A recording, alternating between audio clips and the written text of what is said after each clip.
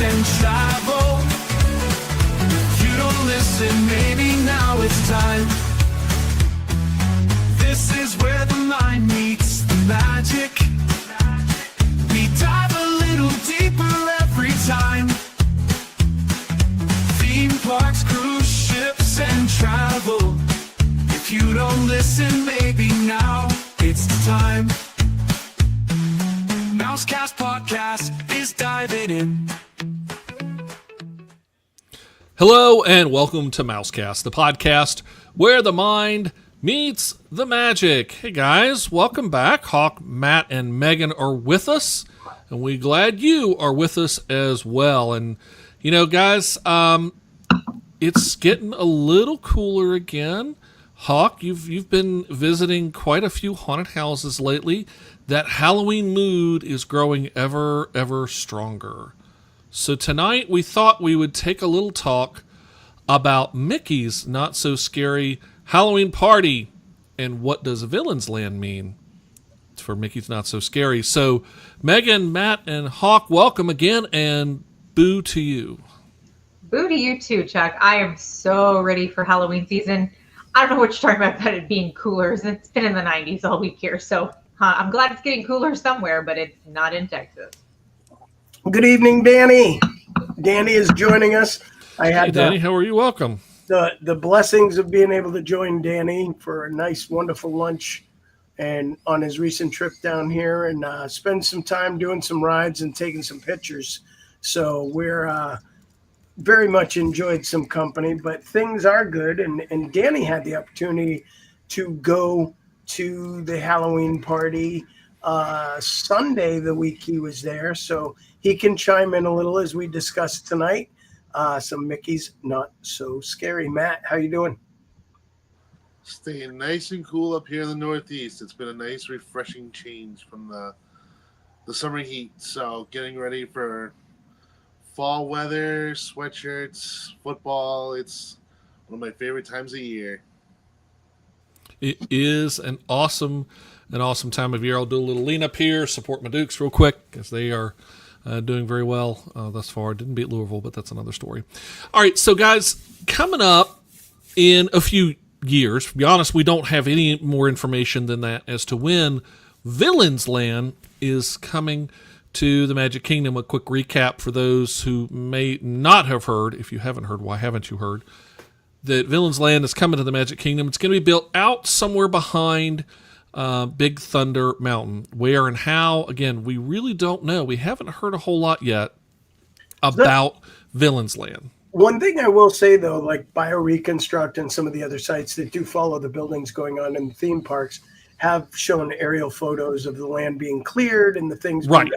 So we do have ideas of where it's going to be, how it's going to be configured, and whether or not we get concept art or a swing and a miss. We'll find out at Destination D. Again, go back and listen to our previous Mousecast episodes. We talked about some of the announcements in Destination D, and Villain's Land was very interestingly somewhat left off. I mean, there was some talk of Villain's Land, but really it was only about some of the architectural influences of Villain's Land. We really didn't get a whole lot concrete about here's what's going to be, here's another round of concept art or anything like that. We didn't get much from it. And but go ahead. I wonder if that's a little fluid for a reason. I'm sure it probably is. I think that when they're ready with something a little bit more definitive, I think they'll start to share it. And I just think they're not quite ready for that just yet. to Disney's credit, they are doing a lot of construction right now. There is, construction, 2 major projects going on at Magic Kingdom, a major project going over at Hollywood Studios, a major project going over at Animal Kingdom. There's a lot. They just wrapped up a big reno or refurb over at Epcot with Test Track. So, there's still a lot of construction happening right now all through the Disney park. So I can understand why they may be waiting on sharing more with Villains Land to get some of the other things out of the way. But with Villains Land coming in, let's say 2 years, just as kind of picking a number out of the air, Mickey's Not So Scary Party could see some changes. And let's rephrase that. Mickey's Not So Scary should and needs to see some. Well, that's where we were going with this. I think we're going to see some changes to Mickey's Not So Scary Halloween Party with the emergence of Villains Land and the influence of Villains Land.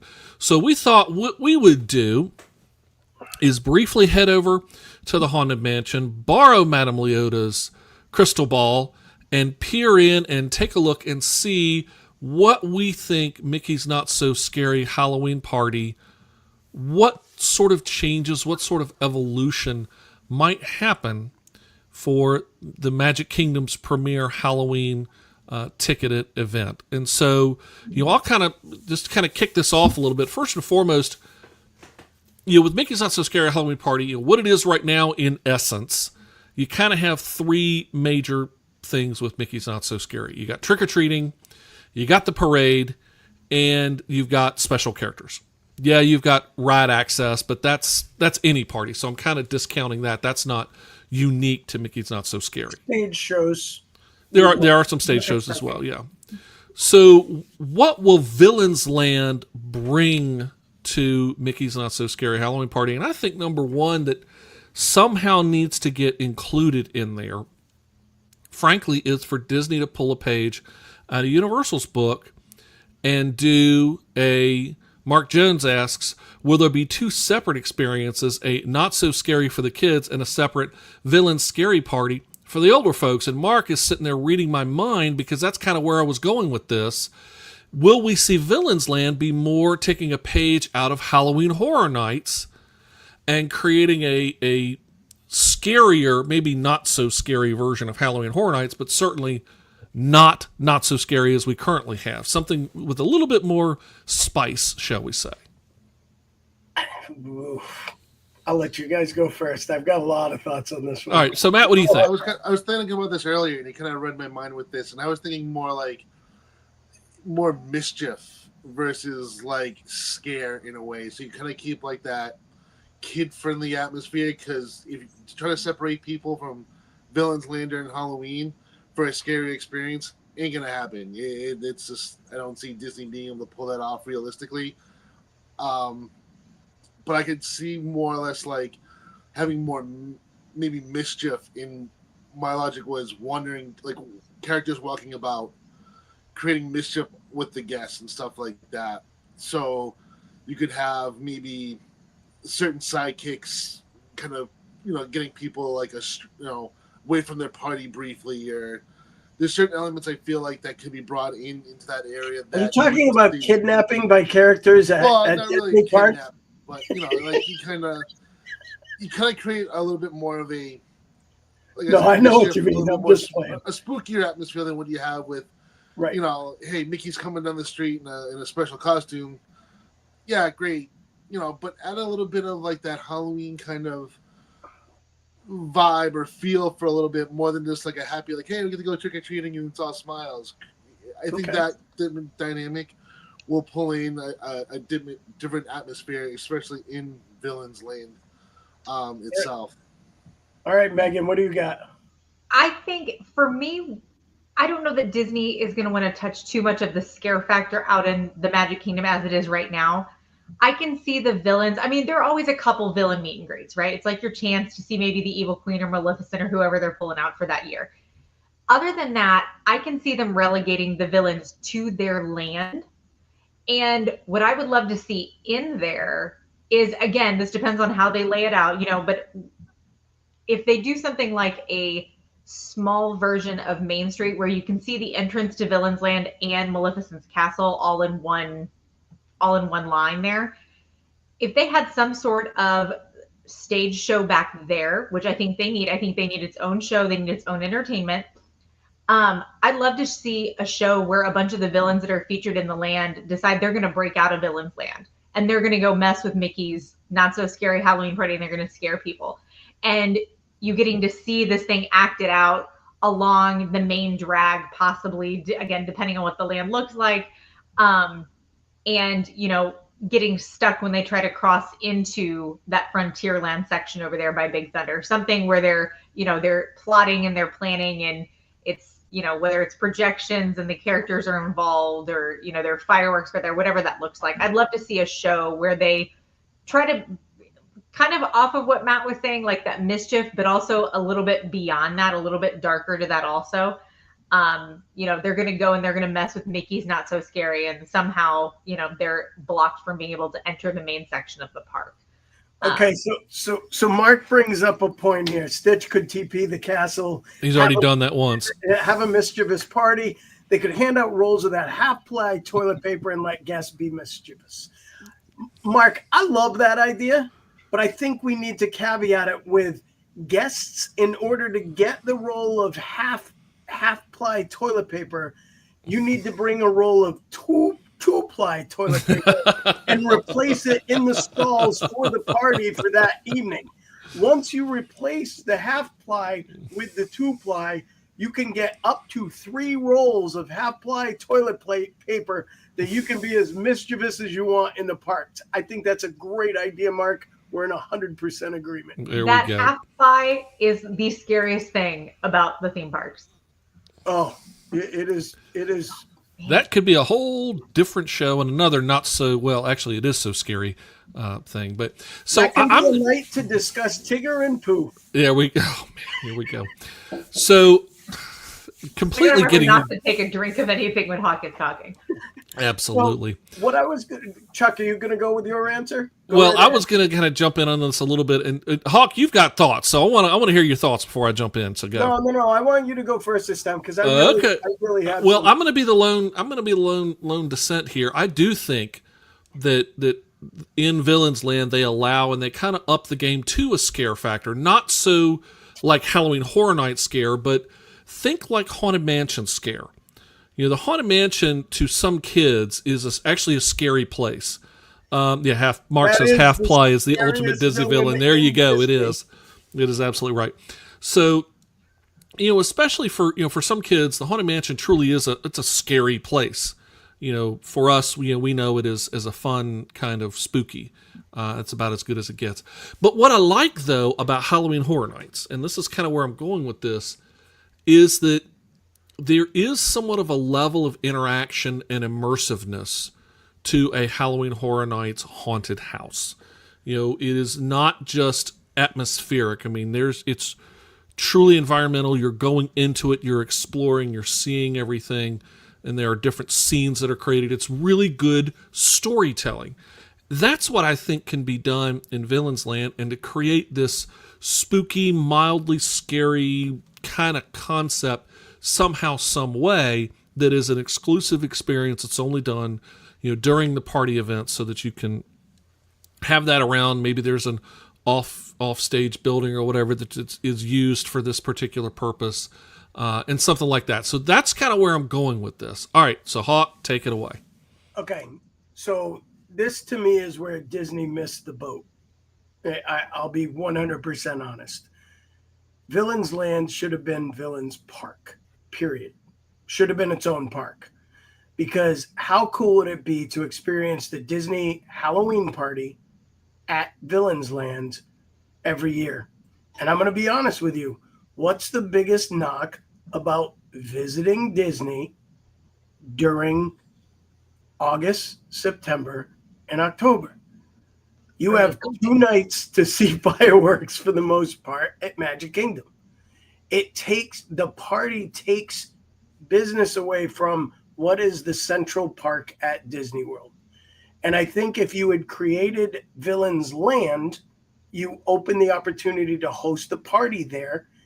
And listen, the first 2 to 5 years of Villains Land, it's going to be packed all the time because people have clamored for this for decades. Okay. So it's not that they wouldn't have been busy building a full land, they would have been. But years afterwards, you continue to be able to have extracurricular hours with a paid event, drawing revenue that's going to be very similar to what Mickey's Not So Scary is doing already. They've already got a proven model on it. Provided Villains Land lives up to the hype, that park would have been able to draw enough people to keep people going there. And you also are able to maximize time with Magic Kingdom staying open and being able to have the fireworks and the traditionalist nights for the people that don't necessarily love Halloween. And there are a lot of people that aren't into Halloween. The people that don't want to pay the ticket price for the party. Well, no, and for a party, 100%. But Mark brings up another valid point that engineering Villains Park would have allowed Imagineers more freedom in the dark mindset. Because I'm kind of with Matt, and Matt, for once, you got to steal a little of my thunder, brother. But the fact that you bring up a very valid point, I think it's very hard in Magic Kingdom to separate an idea of an adults area and a children's area. Like, families are paying that price. Yes, maybe some older couples come in, or adults or Disney adults come in and want to go straight to Villains Land and experience stuff. And maybe they do have one or two things that make it a little darker, a little drearier, a little scarier, whatever it be. But Disney as a whole is not going to go to HHN. And HHN is such a signature event. I mean, Howl a Scream at Busch Gardens and at SeaWorld has kind of met in the middle of Not So Scary, HHN, but been its own thing, and lowered the cost so that those people that want a scare or Halloween experience can get in for $39 to $70 versus $160, to do a Mickey's Not So Scary, $160 plus sometimes. And then you look at the cost factor for HHN, one night early on, less than $100, start getting into October, over $100 for one night in the park. We talked about it a little bit pre-show. It's hard to get all 10 houses in without Express. You pay for Express, that's another $200 to $300 a person at those events at HHN. So HHN has some benefits for the locals or people that are frequently down to be able to attend multiple nights. You can buy a ticket more affordable. Disney will never do a multi-night ticket for Halloween parties. Had they had their own Villains Land, that mindset may have changed slightly.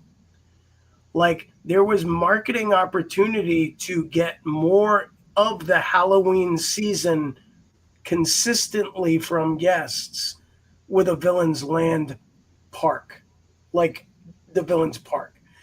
I think they missed the boat on that.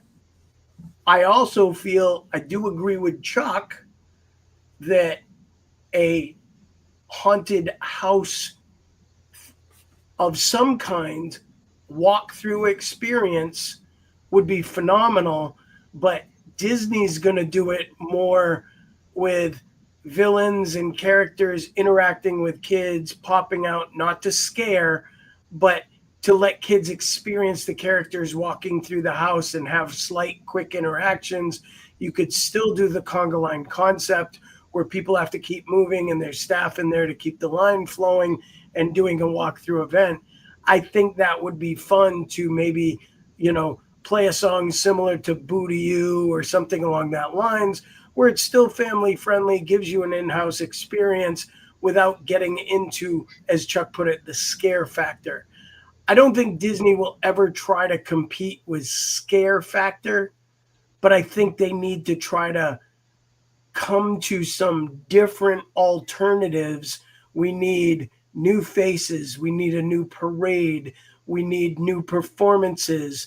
We need new rides and experiences, new dining options that are geared towards Halloween themes.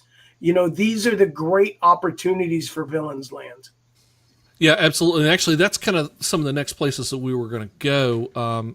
It is just that, and one of the signature pieces that's currently there at Mickey's Not So Scary is the parade. And there's some pretty incredible elements there. Frankly, in my opinion, I think one of the best parts of the parade are the Haunted Mansion butlers and those shovels that they do with the scraping shovels and sparks. It's absolutely incredible. But that's been around a long time. That particular parade is, more than 10 years old now, probably closer to 20 years old now. It's time for something. I agree. It's time to enhance it, to plus it up. I'm not saying start from scratch and scrap everything, because there are some elements of that parade that are wonderful. But it's also time to come up again with this opportunity of Villains Land. How do you take the parade and modify it? Now, let's assume for a minute that the parade is able to start somehow in Villains Land. And Mark's exactly right. Simple shovels. I mean, there's nothing special about them that I understand. They're just standard old steel shovels, and they create that spark effect. Let's assume for a minute that the parade can go from Villains Land. Currently, it originates out by Splash Mountain. Tiana's, and then comes in. It's always Splash Mountain. I know. Comes in through Frontierland, and then through Liberty Square, around the hub, down Main Street, and then out by the firehouse. So, Chuck, here's an interesting theory as you bring that up, though. Because if you add distance to that parade, you add time. You do add time. And one thing that Disney has to be concerned about, especially in those August parades, is heat and time out for the performers, for the entertainers. And those parades are geared to be about 20 minutes. Here's kind of where I was going with this. Do you do two parades? Do you do one shorter parade that starts, let's assume, okay, we know where Villains Land is going to be. It's out behind, I'm going to do my telestration now. It's out behind Big Thunder, mountain way, way back here. And it comes out and then cuts. The balloon used to float in. Yeah, back where the balloon used to float, right back here. So, it starts back this way, out past Big Thunder Mountain, and comes in around past Tiana, and actually cuts in to the Frontierland entrance that now becomes the exit for parade number 1. Then parade number 2 can take the standard route that is there. What would be the interest there? And you have the ability now to do an entirely second parade that maybe has a whole different type of theme, experience, and opportunity, not only for storytelling, but also for some engagement. It might not even be a floats parade at all. It could be just people walking, good versus all kinds of stuff. Yeah, Mark says the parade could tell a story, start in Villains Land, with the villains taking the lead, but as it progresses down Main Street, the villains could gradually be replaced by the heroes. There you go, Mark. And Mark and Matt have the same idea. And I think you could find a way somehow to essentially swap the parade lines out or do something along those lines. You have something interesting there as an option. What do you guys think? I think that's a great idea. And I do want to acknowledge somebody that's watching right now that's unable to comment. We do have a wonderful international fan in Australia watching tonight. And to Janine, I want to say thank you, as always, for watching. Hey, Janine, thanks for being here. I always see her she messages me comments the day after the show, because while we're live, I'm not usually checking my social media at all. And tonight I had it up because I was running a little late tonight, and it's on my other screen. And I just saw a message from Janine. So I want to say thank you for watching. We do see you, and we very much appreciate you. And thank you, and good day over there right now. So, but I agree, and I know I can see Megan's ready to agree a little bit on some ideas too. So go ahead and share, Megan. I love so Mark's last comment is that story would keep the good triumphs over evil and let the performers rotate out to keep them from dying of the heat. I love both those ideas. I would love to see how Disney does that and where those changes take place, because obviously that changes the way that people watch the parade and the areas that they're headed for. It certainly would encourage people to see, if they're going to do an 8 o'clock and an 11 o'clock on party nights, it encourages people to stay because you want to be standing in one place to see like the beginning of the parade, and you want to be, so you're kind of growing the crowd, especially for that second parade. I personally, just on a personal note, I would love, if we're going to up the scare factor, you just take the reindeer from the Christmas parade and you put them in the Halloween parade, because those things are terrifying. They're the creepiest things of anything. And they're come now. These things terrify me. I hate those reindeer. Oh, come now. Just my personal take there. Reindeer. And Chuck, I have to disagree a little bit. I think the most awesome feature of the Halloween parade is still the Headless Horseman. I don't think you can touch that. I'll disagree with you in that. Of course you will. Well, no. Here's why. I will say that it used to be. When the Headless Horseman went down Main Street and that horse went at frickin' full speed, looking like it was going to plow into the world, and you're like, oh, dear God, that was unreal. It hasn't done that in years. It's now, and I understand why, safety feature. The horse is older now. Well, horse is older now, but also there's a safety thing. Are you running like you used to 20 years ago? Like, come on. Anyway, so I can train another horse. So, but it's for there was for safety reasons that they don't do it. I understand why. But it is cool to see the Headless Horseman trotting down Main Street. But there was at a time where he went pell-mell at full pace, and it was unreal. That bad boy. No eyesight. It was unreal. So the Triple Crown winner the first year. Yeah, it flew. I remember. I've seen shots of it still. Actually, it was a still shot and blurred. So, hey, Tom's with us tonight. Hey, Tom. Tom says, I love the Haunted Mansion segment of the parade, but sigh, Hawk is right. Tom, why'd you say that?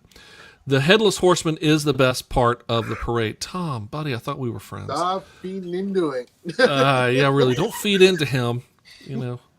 So no, we can't do that. Come on. You guys are giving me a complex now. All right, but let's go. Let's expand upon that though. Looking at that, what makes the Headless Horseman so amazing is I think, honestly, for me, that's what kicks off the whole parade, and there is a significant gap between that occurring and the parade starting.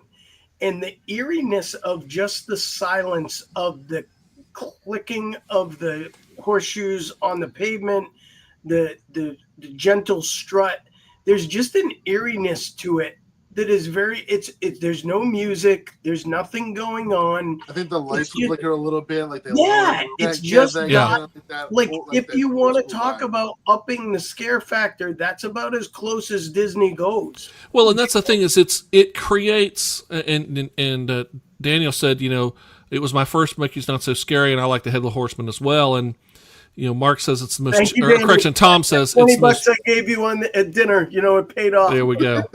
Tom says it's the most chilling part of the parade. It's not played up for laughs, and I agree. And this is that scare factor that I'm talking about.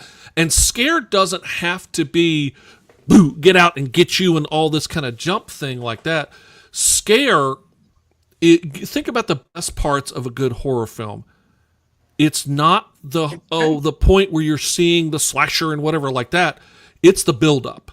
Yeah, it's the tension. It's all that tension, and so it's the music and all the creepiness that comes up. That's the scare factor, and that's I think the part that Disney can. Send a family of 4, 110-degree heat, and then let them walk through the middle of Main Street in front of everybody at 10 p.m. That will be tension like you have never seen before at Disney. Yeah, there's a bunch of happens every day with families.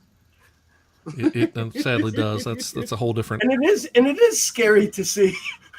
Scary to experience. I did it in July. I'll tell you what, it was awful. But but here's I guess the point is, all right. So what other elements could Disney do? Well, similar to that Headless Horseman to build up that fright factor. So not even necessarily to build up the fright factor, but for a change. I think Villain's Land is going to be at the back of the park. One of the dilemmas Magic Kingdom has with utilizing drones is you can't really fly them close enough to have the effect you want to because of the way the park's laid out. Because there's safety concerns if a drone drops out of the sky, whatever, and it has happened in parks. SeaWorld does it over the lagoon for that reason. Like when we were at a show, we watched a drone drop. It happens. But safety-wise, if you have Villains Land in the back of the park, and say, for example, Maleficent's Castle is back there or something else, some major feature that's going to make it a skyline, and then you have space back there, you're at the end of the park where guests will not be. So can you potentially launch a drone show? Can you put drones up there? Because a drone show would be a phenomenal addition and change to the Halloween parties. People love these drone shows that are getting incorporated at parks all over the world. Disney has had some regulation issues and safety concerns, which I respect and understand, but that's a great new technology being brought into the thing. One of the reasons I was disappointed they removed the river is a water feature and a water show. If you're not going to have a ride in there, similar to World of Color or anything else, Universal's Sensational Show, they've got different abilities to use technology now with lasers, drones, fireworks, water projections, put it all in there. You use pyro in Villains Land, and there's hot flames bursting up and the color of the water and lasers. You can create a very eerie and scary environment while still having it be fun and entertaining. So like what you can do with music and technology, I think Disney really has to, and but they spend all their money on the drones, but the Wrong drone.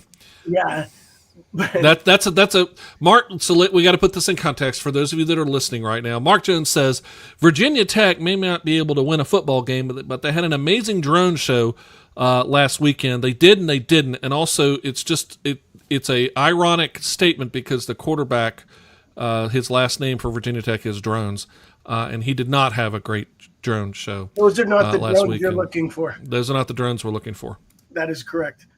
But I think those opportunities would be great. So I'm kind of curious to what you guys think about, being able to switch up a potential fireworks show or bring in addition to the fireworks a drone or some kind of laser and whole production in Villains Land. There's a lot of benefit to that. And Matt, I want to hear your thoughts on this because one of the issues with a party oftentimes is you get the congregation and everybody always comes together. You do that, that's going to stretch that crowd out. Don't you think?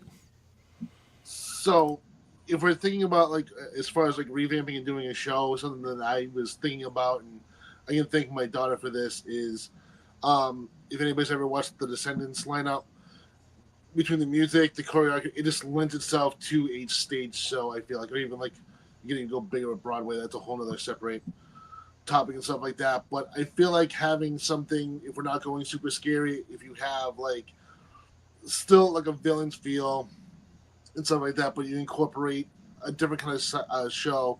Besides, it's always been Hocus Pocus. That's kind of to me, it's run its course. It's the same thing, kind of over it. But adding something kids can relate to, as far as a show, I just think that would be one thing that I think would knock out of the park. And also adding in possibly.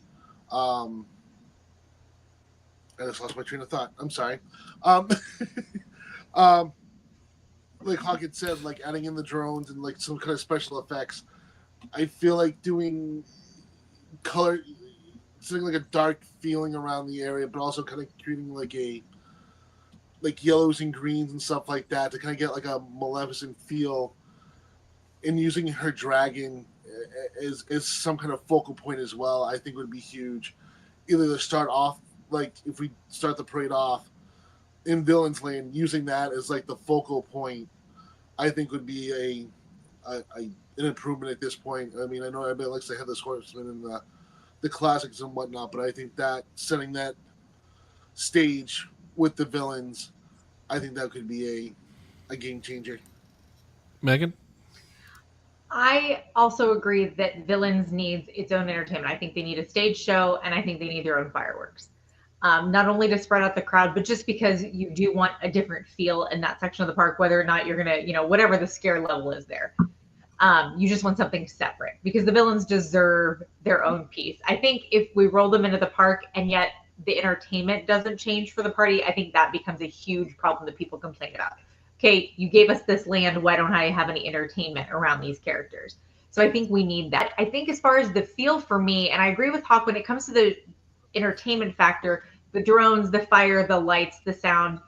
But I think as a vibe, just when entertainment is not happening, I think something mimicking what happens close to Haunted Mansion, where it's very quiet, but there are little pieces in the background, whether it's the birds or some creaking noises, just very kind of that headless horseman feel of, ooh, this is a little eerie. And I do think when it comes to the larger parade, however they modify that, if they do it all, I think this is a chance to kind of close a little bit of that gap, because there is a gap in the feeling that you get with the headless horseman coming through and that eerie feeling. And then Booty comes out and it's a lot of fun and it's a party. And it's like, wait, I was kind of thinking we were getting a little bit of something else with the head. Like it's a little disjointed. It's like Disney wants to go scary, but they can't because they got to pull it back. I'd love to see a little bit of closure there in that gap with Headless Horseman and the regular. Yeah, and I think that's a really good point because, again, we're back to storytelling. And so you have established the Headless Horseman. You've got this kind of creepiness that has started to build. And then you're exactly right. It's boot to you and you. And next thing you know, we're to silliness. And so, not silliness, but it's light. It's jaunty. There's not a transition. And so you're right. I think that the parade needs to be reworked, that you could start it off with a little bit of a little more spookiness and whatever, and slowly transition into the jaunty towards the end. Or do you go the other way? To be totally honest, like, do you start with more fun so that parents with small kids that know it's getting darker, as the kids get a little nervous or uncomfortable, you can kind of step aside and start making your way elsewhere? If you start scary, like from Disney. Well, for me, I think actually the better idea is back to the two parades. That the back parade is the spookier parade, and the front parade is more of your fun boo to you. I think that's how you do it. But I think to Megan's point, and she brings up a very good one. Being able to find some kind of new transition. With the new parade, the Starlight Parade, they finally modernized some of the films that they're highlighting. I think the other thing they need to do is modernize some of the things they're highlighting. You need to bring some new villains. You need to bring some new characters. You need to bring some new concepts. You've got all this amazing technology. And one of the things we touched on with Starlight that was a little disappointing for us were the costumes in between the floats, and the street performers are not nearly as eloquent and well established as they are in the Paint the Night parade or other Disney parades that are around the world right now. So I think it left a little to be desired with Starlight. Maybe they can learn from that. And when they do revamp the Halloween parade, which I think honestly kind of has to happen when they incorporate Villains Land into Disney. If they don't coincide those two things, they're missing a huge opportunity in my eyes. But if they do, making sure they do it effectively and taking care of that younger generation that don't understand some of the references in the current Booty Parade or have seen it for 20 years and are now like, I paid $800 to bring my family of four to this, and we got the same candy, met the same characters, did the same thing, and we've come 10 years in a row, and it's super fun if we're, enjoying ourselves and we get to come in and do our costumes and dress up and we have our annual family theme, but everything else is just repetitive. That gets hard. It gets hard to justify $1,000 night for a family of five with no food or anything else. I will say for people who have those kids in kind of that hard age of like, I'm outgrowing Disney. I don't care. I don't want to go. And parents are like, oh, am I really going to spend this money? Matt's idea of added the Descendants not only would get like his daughter, who is still fairly young, but the music from the Descendants is fantastic. It's going to get those tweens. It's going to get some of your teenagers. And that's a market that Disney's been missing the mark with. It's one that they absolutely. Want to go I was actually going to double down on that. Is. If you're going to roll out villains, absolutely bring them in. It's a great market to add to Magic Kingdom. And one other piece, thinking about Maleficent's castle, let's assume for a minute that we have a little bit of leeway on this. Great comment. You could do the early parade as the more family friendly, and then the late parade spookier one. And I love that idea too. If you don't do the 2 parade concept like we were talking earlier, with one towards the back and one towards the front, 2 separate parade routes, doing 2 parades and 2 different parade stories is also a great way to do that. I'm going to play devil's advocate on that for a second, though. Go for it. Because you're going to have those parents that are going to be like, hey, I paid good money for this. We're staying for both parades so I can see this. And can I have like that selfish moment and keep their kids there later for that spookier parade? So there's something that might. Yeah, you might. Perfect. Traumatize the kids. That's what they get. There you go. You see the parents. That's right. I paid to traumatize these children. That's right. Here's the thing. And Matt, you bring up a good point with that, but at the same time, I think most people that's not going to be. Most people are worried about their kids. And the kids that are older and want a little more fear are the ones that are going to want to watch this. And they're the ones that will stick around. If that's the case, and I think that's a great point by Matt. Matt. No, he's not Chris, right over not there. Brian, not Frank, not Joey, No. not Beelzebub. Nope. Oh, Matt. Hey, Matt, welcome. No. But Matt brings up a great point with that, and I think utilizing those kind of ideas are where obviously Disney has an opportunity. Yeah, you just I got real blurry there for a second. Put your glasses back on your camera. But it's a great idea. That's one I hadn't really thought of. And one issue with the 2 parade thought that's tough for Disney is storage and movement. Like if you have 2 parades going at different times and areas, that storage and space and lineup and prep can become problematic. Because, right now you're going to one end and then you're at another. Especially if you're trying to do the same route. One of the things I love about the new nighttime parade is that it starts in the hub and helps with the clearance of the park, because a lot of people do leave right after it. Mm-hmm. So by the fact that it starts in the hub and works its way up to Frontierland, I think that makes a big difference. So if you're doing the Halloween party, I think one of the things they could do is reverse the direction. There would be nothing more exciting than the parade ending in Villains Land. That also holds, that would be cool. And that also holds people up into the entire interior of the park. And also on top of that, if Disney's creative team wants to create a secondary roadway or a secondary egress or a staging area for a parade, you could do that in the plan. So you may be able to formulate handling 2 parades to your idea, but they would have to address that at the other end with staging areas. Yeah, so 2 great comments. So Tom first said, love the 2 parade idea, but Disney will never go spooky. Many of the Disney leaders hated the only other spooky thing they had with Alien Encounter. I don't know. Alien Encounter had its own issues. There were a lot of problems with Alien Encounter that I think were beyond just the scare thing. There were, I think, with some technical issues. And then Matt said, imagine if they could rig the floats in a way that they could use for both.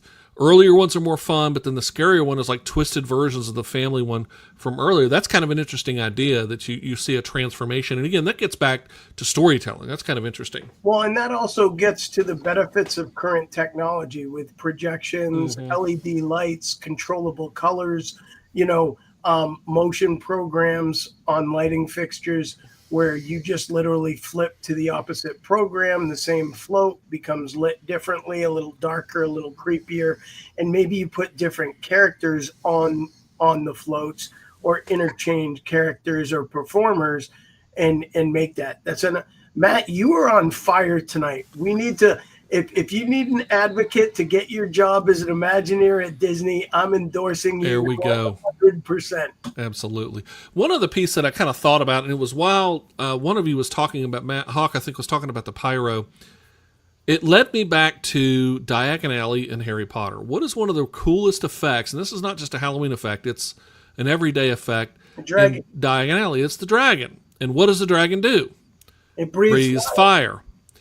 What if in Maleficent's castle we position Maleficent's castle not as one that you get a 360-degree view of it, but it's tucked away and it's kind of at the end. This allows, by the way, for the drones to go over it and everything like that for the safety reason. But then behind the castle, we have the dragon that is able to creep up at times and come over the castle, find a way to do so safely that we don't burn the castle down, but then throw out some fire and creeps back down. And every couple of times, especially at night, it has that flame effect that adds one more element of interactivity and special effect to what we could have over in Villain's Land. I think that's another interesting bit. I think that's a great idea. I think logistically it could be tricky, but Disney is Disney. If anybody's going to do it, they can. Well, and again, this is where look, we've seen Epic up the bar. And so here is, hey, welcome, Caleb. Glad to see you guys. This is another place where, you know what?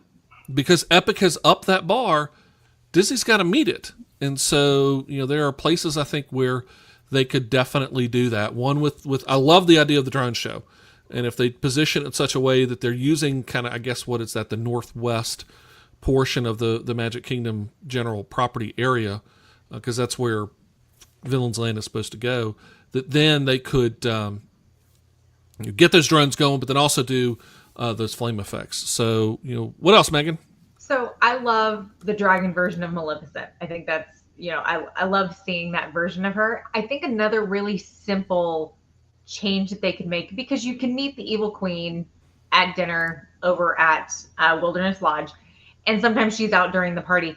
I would love to see her in her hag form in Villain's Land, because she's scary. I mean, I saw that movie in theaters as a kid, and my parents had to take me out because, and to this day, she flips around there, and it's scary. Like, it just, that transformation there. I would love to see I'd love to see them bring that transformation to life, whether it's in a window or in some sort of show, whatever that looks like. But I'd love to see just that depiction of her in that little bit scarier way. She's still in the movie that way. It's still Disney, but I'd like to see her in her scarier form, physical form, as part of Villain's Land, as opposed to the version that you can get in other. Now, are you talking about transformation physically, like actor to actor, or just an animatronic to animatronic?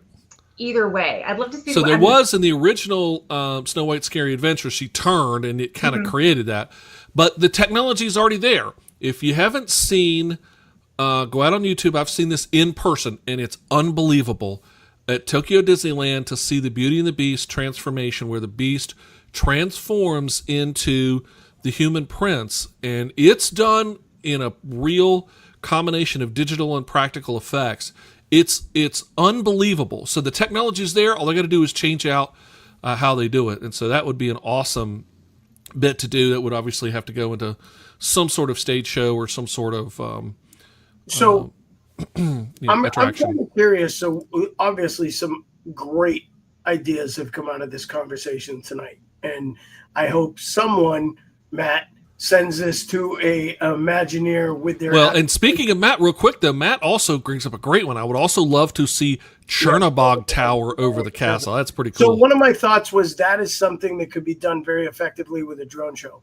And I think that's a pretty cool ability, to do that and have it be massive, just really captivate everything. One of the things I'm really curious about, though, is, we all have said that Mickey's Not So Scary needs an update. So we're 2 to 5 years from getting Villain's Land, if we're being realistic. And 2's probably really pushing it. Like, I understand they're going as fast as they can, but 2's pushing it. I would be surprised if they can complete a whole land in 2 years, to the level that they said this land will be. And we all know that there is no more important project for Disney than this land. They can afford to screw up Cars Land. They can afford to make a mistake with the Monsters Land area, but they can't mess up Villains Land. That is the gold standard that fans are expecting. Prior to that being complete, what is the one idea you would put right now into updating, changing, or bettering Mickey's Not So Scary Halloween Party? Matt? So I know this is a long shot, but I think having we haven't gotten to get it at Walt Disney World, but I would like to see villains just walking about. Having them going in and interacting with the guests, kind of having, either creating mischief, maybe they have their sidekicks with them. You have Hades with Pain and Panic, and they're doing, or even having a little, over in Hollywood Studios, you have the little street show and stuff like that. You could have various, areas where you could have, interactions, like a little story or something like that with the villains, and maybe getting the heroes involved. But I think having more wandering characters and getting some new villains in there, because it's been the same ones for 10 plus years, like we keep on saying. How the Sanderson sisters don't have a meet and greet. They just have the stage show. There's other characters that I feel like, other villains. I haven't been in a little while, so I'm not exactly sure who's out there right now. But with the amount of actual villains that could be utilized in that park, I think having them wandering around would be a huge improvement to that party. So Matt, I think that's a huge point, and you hit it on the head right at the beginning. Though this is a real long shot, because they would have to limit attendance more than they currently do for the safety of the characters to be out there in that environment. One thing Danny and I noticed, to touch on that point, though, when we were at Magic Kingdom the other day, when I met Danny over there and we had lunch, we went to Magic Kingdom, then we went to Hollywood Studios. In Magic Kingdom, in Frontierland, because it's kind of less crowded right now due to Thunder Mountain being down, due to the changes with the riverboat and Tom Sawyer's Island, it is pretty barren through there. They have performers out doing, the do-si-do and dancing and entertaining with guests and other cast members. There was 15 to 20 cast members out there. Big Al was out there dancing. They had Mabel. They had characters you don't see all the time that were out actually interacting. And it was really cool to see. They are starting to incorporate a little. I think the problem is most guests would still say that they oversell parties. Most people's biggest complaint when you hear them talk about parties is sheer number of crowds, the number of people there, the fact they can't get as much done as they want, and the lines being outrageous. When parties started, they weren't as popular as they are now. They were, it was just a different vibe, and they allowed less people in. So it was more of a controlled, unique VIP experience, which was worth the extra dollars. Now that value proposition is not equated to the same value for people. And I think Disney needs to seriously consider, especially with theme park attendance dropping, reinstating some firmer cap numbers on parties to make the value proposition so that maybe they do consistently sell out dates. Maybe they do generate the same kind of revenue, but the guest experience factor goes up because they limit the number of people that are allowed to go. And by adding Villains Land, maybe they keep that number the same as it currently is, but now you allow the disbursement of people to more areas so it doesn't feel as crowded. But I think something has to give for Disney in their planning for this. So I think that's a great point, but just to be realistic about it, Disney would have to make changes I don't think Disney wants to make. Megan, what do you got? I think for me, more villains is the first thing that came to my mind. And again, was just discussed, the walking around creates issues. But even if it's a couple more meet and greets, even if it's, hey, we're going to load, 4 or 5 villains onto a ride vehicle so that they can like ride the people mover and wave to everybody as they go over Tomorrowland, or just so that they're seen in the park. I think their presence is missing. It's just the fact that their faces aren't there. It's not even that we need them roaming around. It's like, it's a Halloween party. How do we not have villains here? This is weird. So that's a big thing for me. And Matt briefly touched on this too, but as much as he might want to see the Sanderson sisters go away, they have a cult following. You need a meet and greet for that. Now, it would be hours long, like when the dwarfs used to be there. But I think more Sanderson sisters, more Hocus Pocus is also something. And I think it would actually help with the crowding in some places, because so many people would say, you know what, nope, I'm going to go and I'm going to stand in line to meet the witches or do whatever it is that we're doing with them. And I think that could even help alleviate some of the crowding issues, even if they don't, as we know that they probably won't pull back on capacity. Chuck, what about you? What are your thoughts? I mean, it's obvious. I'm in agreement with everybody else. There needs to be more villains, and the representation of more villains. But I wanted to go kind of back to something that Matt hit, because I think he hit on maybe what is the true low-hanging fruit, and that's the Descendants. I think I would start to incorporate the Descendants and some of these teen tween style popular IP that you're seeing on Disney Channel, and get that into the parks to really try to attract. We've got the littles, and they're going to love the trick-or-treating factor and the dress-up factor and all that kind of stuff. It's those teens and tweens.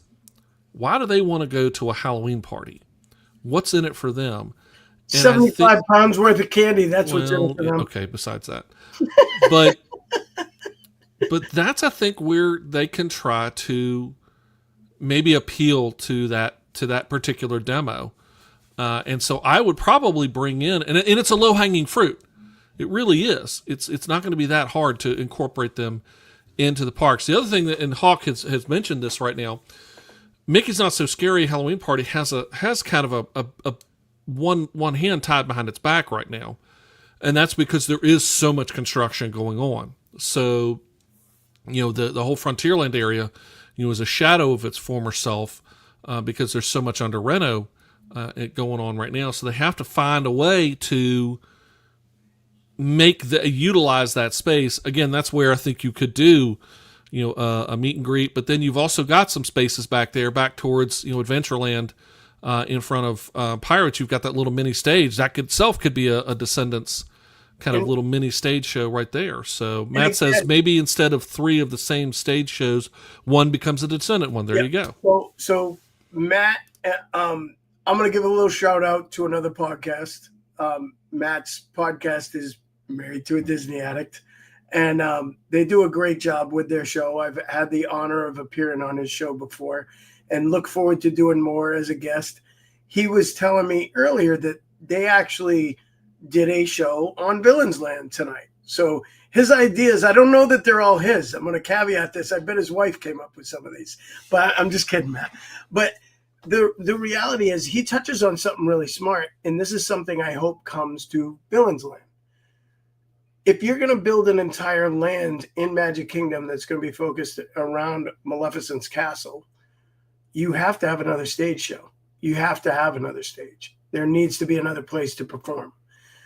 The stage over by Space Mountain, in my opinion, needs to be redone, modernized, and improved. And you have Smart Man always acknowledges his wife has the brains. Yep. Happy wife, happy life. Yes, dear. So the realities are, though, that if they can modernize a couple stages and improve upon them, there's some great places around Magic Kingdom that you could have multiple stage shows very easily. And they do need to kind of up their game a little bit. If you're going to charge premium money, you better be performing with premium experiences. I think Disney has done that, but one of the things that makes HHN a little different for Universal is every year is different. And if you're not making consistent changes to that, people will eventually get tired of paying that premium level of money to get a repeat experience. And I think we're seeing a little bit of that caveat. And I know we touched on it a little bit earlier, that the repetition is just getting monotonous for some people. The diehard fans will make that an experience they attend every single year. It's their favorite thing. The kids come home with 75 pounds of candy each. They have to get a different carry-on bag. They load that thing up and go through the airport with the biggest grin on their face, and their family dentist is thrilled. But is that all that is for some families now?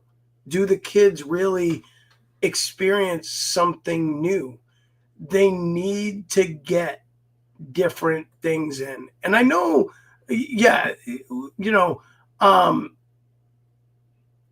this, and Matt, that's a great point, is over the last few years, many of Disney's projects have felt thrown together and reactionary instead of well thought out and planned. And I think when you're known as the premier entertainment mogul of the world, you automatically have an expectation far and above what most people would assume is the top for reality. If everyone else is comfortable being here, they expect you being at the ceiling of this room when you're Disney. And that's a hard thing to live up to. But Disney needs to be better at it, in my opinion. For those who are listening to the audio podcast of this, what Hawk just talked about was a comment that Matt made that said, Zombeats, the show in Tomorrowland was definitely not a draw for us. We preferred the dance parties with different characters. This one felt thrown together and kind of boring.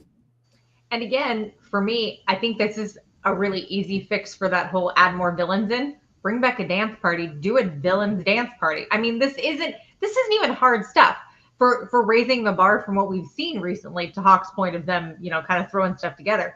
We need more villains, bring them out. Yeah, it should probably be more than just a dance party, but even like a stage show with the villains where they dance and there's choreography and you've got some of the villains dancing for you, and then maybe they get down and they actually have a dance party with everybody. It feels like some of these answers should be pretty easy. Like, Megan, just to your point, just to caveat this for listeners that may feel confused, when we say Disney needs more villains, we do not mean more crooks or more vigilantes or more problem starters. More villain characters in the more parks. Villain characters. Just to be clear, the lawyers just sent me a text. Disney has enough villains working for them already. We don't need more. Right. Or something that, to go back to that renovating that Tomorrowland space, and we talked about, getting like the tweens and stuff like that in. Disney also has another series, Zombies. There's a whole movie series on that as well. It's zombies, werewolves, stuff like that. High school relatable, like you can get that group in, along with the Descendants, and choreography. Once again, stage show lends itself to me. Right there, you're bringing a whole other, get another group interested, and you get something that shouldn't be, a total bore fest if it's done right. And I did hear Chuck's dog, by the way, in full agreement with Matt. Yeah, that was one of the two, not necessarily the one that you see right here behind me right now, but yeah. So, what do you guys think? So, if you have been watching live or you're listening to the audio podcast right now, jump on to the Mousecast show page and let us know while she's chugging away water right now. So we're there we go. Matt, I'm not sharing that comment on screen, but that was funny. Yeah, there we go. But so Mark kind of will wrap this up saying, honestly, the scariest ride I ever rode at Disney was Space Mountain during Villains, total darkness and booming scary music. And I'm glad that you brought that up because and we may have to touch upon that at a future episode, because I think there are things that Disney can do to existing attractions to try to amp it up, that it's just the attractions themselves with very simple overlays. I know that Magic Kingdom is hesitant to do overlays, and there's reasons why. But I think that that the time has come to use the attractions for what they are, which The is Halloween the attractions. party and Christmas party overlays at Space Mountain are awesome. They are, and I think that there I are ways love- to do that in all of them. And I will take the chiropractor appointment after riding it to experience that. You know, good template for a scarier version of Mickey's Not So Scary. I agree. You know, Matt's scariest ride was the minivan ride back to the hotel after the party for $50. That, you know, and he was staying at the Contemporary, but you know, it should have walked, buddy. So share out in our comments. What do you think about Mickey's Not So Scary Halloween Party? How do you think Villains Land and the introduction of Villains Land will change and alter Mickey's Not So Scary Halloween Party? What would you like to see included or changed in Mickey's Not So Scary Halloween Party? And I also would like people to comment what they would change now. I'm very yeah, curious absolutely. like what would you change immediately in preparation for what has to be a significant change when Villains Land opens? But yeah, what would there's you change now? because as we have talked about on the show, Mickey's Not So Scary has been in its pretty much in its present form now for a long time, and so it might be time now to see some updates to Mickey's Not So Scary. Hey, we also want you to share out the fact that you have been listening or watching Mousecast and encourage others to come join us. We do this live every Tuesday night at 8:30 p.m. Coming up next week, we're going to have another topic, and then on the final Tuesday of this month, it's an odd month. We have 5 Tuesdays in the month of September, so game night's coming up in 2 weeks from now. Be sure to join us and play along with game night. Share out the fact that you've been enjoying and listening to and watching Mousecast, the podcast where the mind meets the magic. We'll see you next week live here on Facebook and on our YouTube channel at 8:30 p.m. Eastern. Until then, we'll see you. Thank you for listening to Mousecast. We appreciate the time you share with us. And tonight was a very fun show. And joining us is a must. This is where the mind meets the magic. We dive a little deeper every time. Theme parks, cruise ships, and travel. If you don't listen, maybe now it's time.